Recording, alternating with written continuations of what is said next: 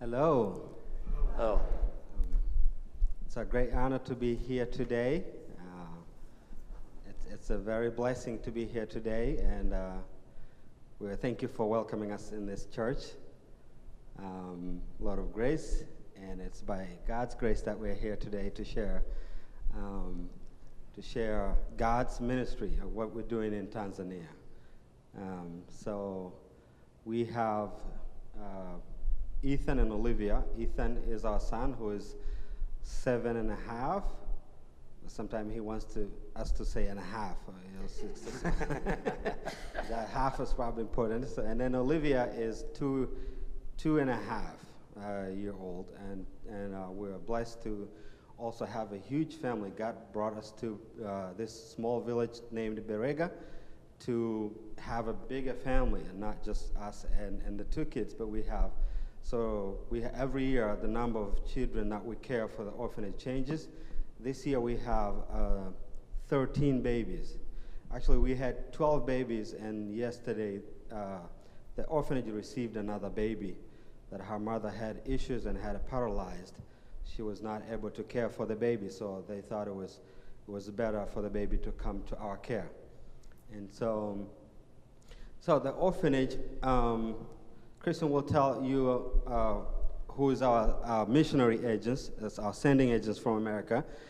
But the orphanage was established around the late 60s, early 1970, and it was started by a German nurse that came to volunteer in Tanzania and realized the maternity, death rate was very high, and when the mother died during birth, either caused by C-section or lost blood, the babies, she did the research and realized babies usually don't make it. They die because their digestion system are not ready for cow's milk or anything when they're just born. And so that's where she stepped in and provide formula milk for the little ones. And so she saw that it was a great opportunity, and she witnessed the babies grow fast even without their mothers. And so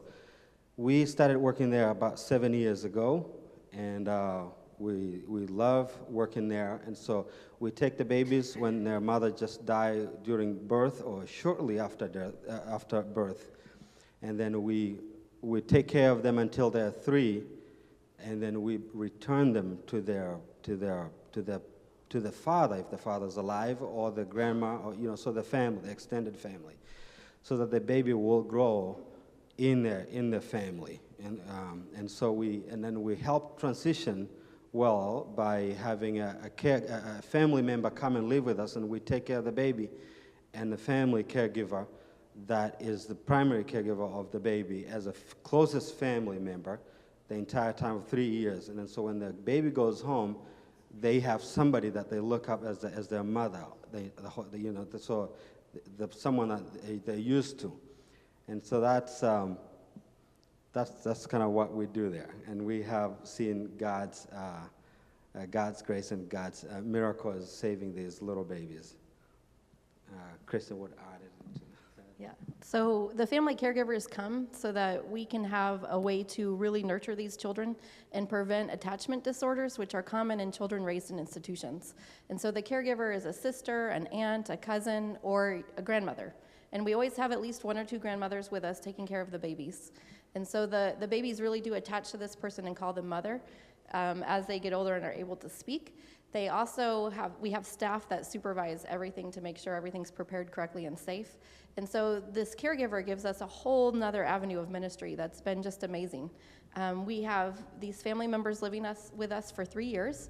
So we have 3 years to pour into them and help disciple them. We've seen people change from, following Islam to becoming Christian and getting baptized while they live with us. We have daily devotions and prayers. And together, us with our staff are trying to teach them how to study the Bible on their own, to be able to read the Bible on their own, and kind of open it up for them and realize that they don't need a pastor to be the only person to teach them about what the Bible is. And so that's one of our main goals. Also, because 3 years is a really long time to give up. And a lot of them are mid to late teens or then the grandmother age. We try and make it feel a little bit like school or like a trade school where they're getting something out of it and not just kind of losing these 3 years of their life. And so we have mandatory literacy classes for anyone that hasn't learned to read, whether they went to school or not. They don't always learn to read.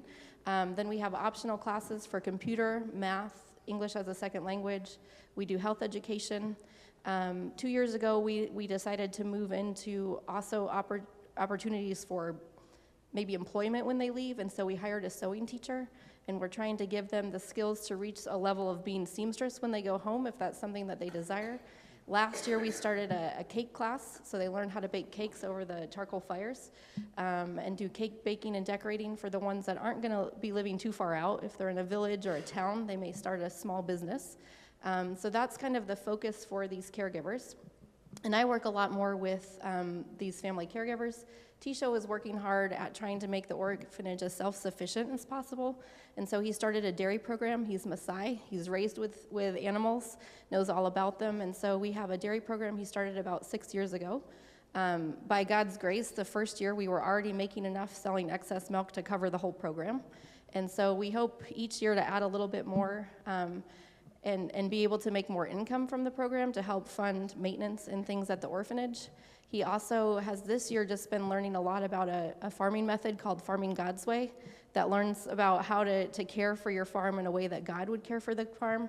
And it's going to be this amazing outreach for our neighbors. We already have a little test plot going, and it's teaching our neighbors through biblical concepts about how to grow things in a way that pleases God and brings good yields. And so for the orphanage standpoint, we may be able to grow all of our own food following these methods on a very small plot, which means we don't have to pay for more food. And so he has all of these projects and ideas towards trying to get, we won't ever be totally self-sufficient because formula is very expensive and staff are expensive, but trying to reduce costs as much as possible and keep things going as much as possible so that someday if we're not there, things will be able to keep going.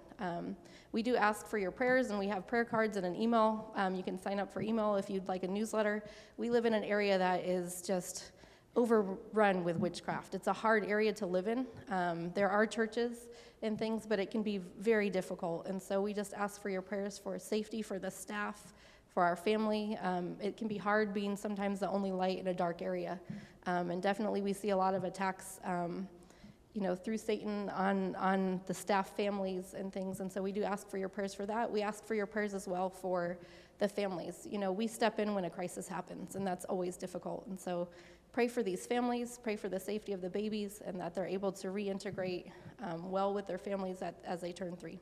But thank you so much for letting us be here. We appreciate it. And I think we're available for questions after church. Yes.